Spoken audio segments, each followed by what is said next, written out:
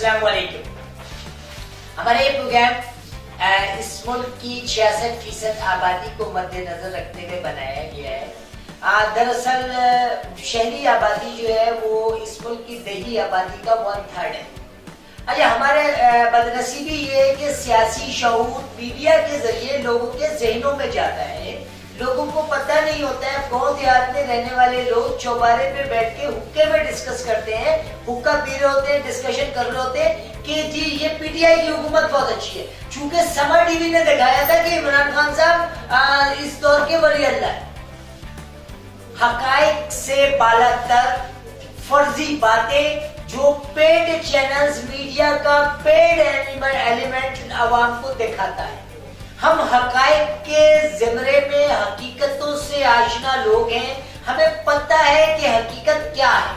ہم جانتے ہیں کہ سیاسی شعور یہاں انجیکٹڈ ہے, یہاں انجیکٹ کیا جاتا ہے. اب دیکھیں میں اس کی ایک بہت چھوٹی سی مثال بتاتا ہوں. پتوکی ایک جگہ ہے جہاں کا جو ایم پی ہے اس علاقے کے ذمہ دار کا بیٹا ہے. اس نے اپنی زمانہ جوانی میں جتنی عیاشیاں کی, جتنی ظلم کیا اس گاؤں دیہات کے لوگوں کو, لیکن وہ مسلم لیگ نون شیر کو ہی ووٹ دیں گے کیونکہ وہ جدی پشتی ذہنی غلام ہے. اور ایسا کیوں ہے؟ آج اگر ہم شہروں کا دیہاتوں سے موازنہ کریں تو ہمیں واضح طور پہ نظر آئے گا کہ یہ جو بیچارے سیدھے سادے دیہی لوگ ہیں, دیہاتوں میں رہنے والے لوگ ہیں, فجر کی اذان کے ساتھ ہی اٹھتے ہیں, اپنا حل لیتے ہیں, اپنی زمین پہ جا کر کاشتکاری شروع کر دیتے ہیں. اور جب ان کے سال کا ان کی اناج اگ جاتی ہے تو وہ ذمہ دار جس کا نمائندہ آڑتی ہوتا ہے وہ جا کے کہتا ہے اس کو, ان کو وہ سروکار نہیں ہے کہ انٹرنیشنل منڈی میں ان کا جو چاول ہے وہ کس ریٹ کا ہے. یہ چونکہ ذہنی طور پہ غلام لوگ ہیں. ہماری بدنصیبی یہ کہ وڈیرا شاہی نظام, ذمہ دارانہ نظام آج تک اس ملک کے 70% آبادی پہ مسلط ہے. دیکھیں میں بہت سادہ لفظوں میں کہہ رہا ہوں. 1947 میں پاکستان آزاد ہوا. ہندو برہمن ہم سے زیادہ سیاسی شعور رکھتا ہے. اس نے 1949 میں کانسٹیٹیوشنل فریڈم لیا, ساری ذمہ داری کو ابالش کر کے, سارے ذمہ داروں کو ان کی زمینیں بحق سرکار ضبط کر کے, ان کو وظیفہ نامینیٹ کر کے انگریزوں سے کروا کر اس کے بعد اس نے اپنی سیاسی حکومت بنائی. کیوں؟ اس کی وجہ کیا تھی؟ وہاں ذمہ داری مسلمانوں کے پاس تھی اور علاقے کا علاقہ, چاہے وہ ہریجن ہو, چاہے وہ شودر ہو, چاہے وہ برہمن ہو, وہ جو بھی ہندو ہے وہ ذہنی طور پہ مسلمانوں کے زیر اثر تھا. تو انہوں نے چونکہ انگریز سرکار کے انٹلیکچوئل برہمنوں کے ساتھ تھے, انہوں نے ذمہ داری 1951 میں ابالش کر دی. 1949 میں فریڈم لی, کانسٹیٹیوشن فریڈم, اور لیتے ہی پہلا آرڈر جو پاس کیا وہ یہ کہ ذمہ داری ابالش کر دی جائے گی. انہوں نے جو نسل در نسل مسلمانوں کے غلام تھے ان کو غلامی سے آزاد کرایا. تو ہمارے ملک کی بھی جو 70% آبادی ہے وہ گاؤں دیہاتوں میں رہتی ہے. یہ وہ سادہ لوگ ہیں جن کو یہ نہیں پتا کہ جس کو ووٹ دے رہے ہیں اس کا کردار کیا ہے. چونکہ جو میڈیا دکھاتا ہے اس کو وہ آمنا صدقنا سمجھ جاتے ہیں کہ جیسے یہ صحیح میں ہوتا ہے, میڈیا دکھا رہا ہے, ٹی وی دکھا رہا ہے. انہیں یہ نہیں پتا کہ اس ٹی وی چینل کے مالکان کا بستر گرم ہوا ہے, جیب گرم ہوئی ہے, یا اس کے اکاؤنٹ میں پیسے ڈالے گئے, جو وہ سچ کو جھوٹ اور جھوٹ کو سچ کہہ رہے ہیں. چونکہ میں نے پہلے بھی آپ کو وضاحت سے بتایا ہے کہ میڈیا بیسیکلی دنیا کی 3 بڑی سیٹلائٹ کمپنیاں جو ہیں وہ یہودیوں کی ملکیت ہے. اور اب ہائبرڈ وار نہیں ہے, اب سائبر وار ہے. اب دنیا میں مائنڈ سیٹ چینج کر دیا جاتا ہے. ہمارے اس پروگرام کا مقصد بھی ہے کہ ہم ڈسکشن کریں گے کسی بھی ٹاپک کو لے کر کہ جی آپ گاؤں دیہات کے لوگوں کو حقائق سے روشناس کرائیں گے. میں تسلیم قیصر گیلانی صاحب کا شکر گزار ہوں, ہمارے اس پروگرام میں اتنا دور چل کے یہ تشریف لائے. کراچی سے تعلق رکھنے والا یہ وہ جرنلسٹ ہے جو پرنٹ میڈیا کے لیے کام کرتا رہا, الیکٹرانک میڈیا کے لیے کام کرتا رہا. انویسٹیگیٹو جرنلزم سے ان کا تعلق ہے.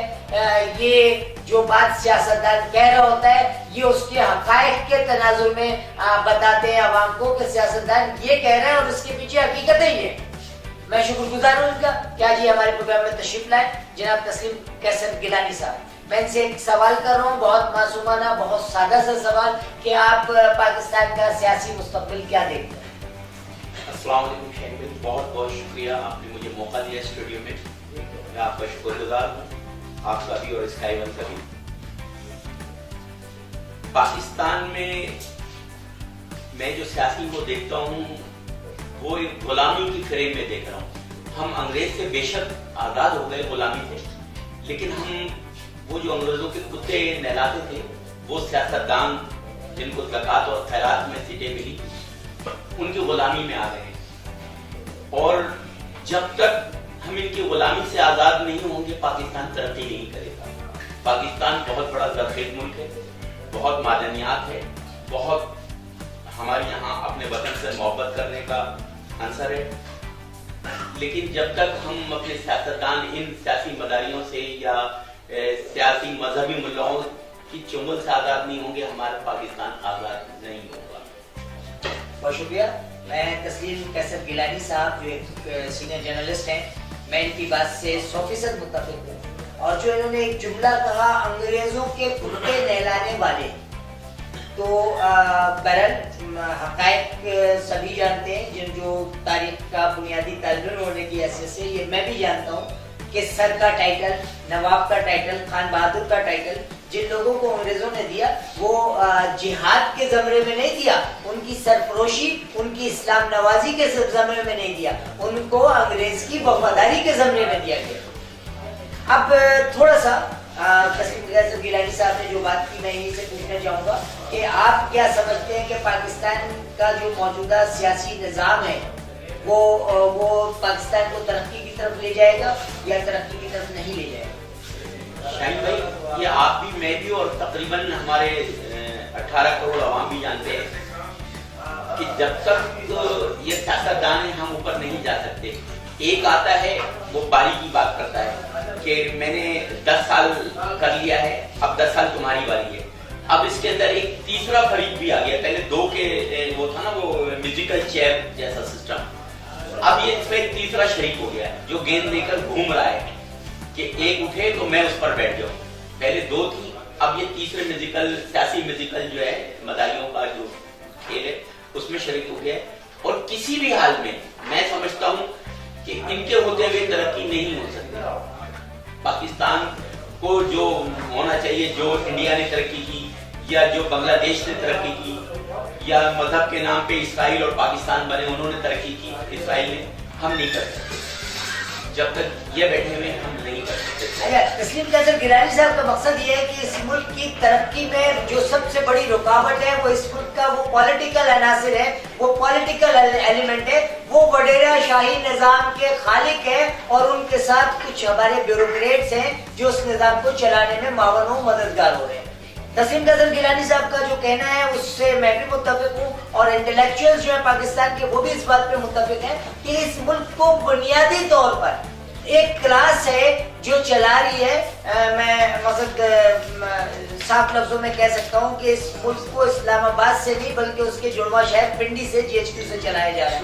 اچھا، بات یہ ہوتی ہے کہ اگر آپ مثال کے طور پہ پاکستان کی ترقی کی بات کرتے ہیں تو جو نظام انگریزوں نے دیا ہوا ہے اس نظام میں ہم نے 1974 میں ذوالفقار علی بھٹو شہید نے پاکستان کے آئین کی تدوین کی، اس کی تشریح کی، اس کو نئے سرے سے لاگو کیا، ورنہ ہم انگریز سرکار کے دیے ہوئے قانون پہ چل رہے تھے۔ اور دیکھیں، تخلیق کبھی خالق کے خلاف نہیں جاتی ہے۔ اگر کسی جگہ آپ نے ساتخین کی پینٹنگ رکھی ہوئی دیکھی ہے تو پینٹنگ دیکھتے ہی آپ کے ذہن میں ساتخین آ جائے گا۔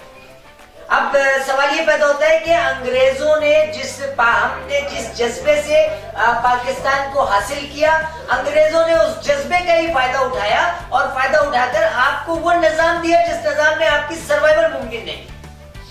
اور یہ جو پالیٹیشین ہے، یعنی میں نے کسی جگہ پڑھا تھا، بڑا اچھا ایک جملہ لکھا تھا کہ اللہ رب العزت نے لاکھوں لوگوں کی قربانیوں کے سلسلے میں سرسبز و شاداب زمینیں، زرخیز آپ کی زمینیں، آپ کو دریاؤں کا ایک قدرتی نظام، آپ کے خوبصورت پہاڑ، آپ کو خوبصورت وادیاں دی۔ اس شخص نے جو لکھا تھا وہ لکھا تھا اگر یہ آپ کے صرف نارتھرن ایریاز جو ہیں وہ سوئٹزرلینڈ کے پاس ہوتے تو پاکستان سے صرف سیاحت کے مد میں اربوں ڈالر کما سکتا تھا۔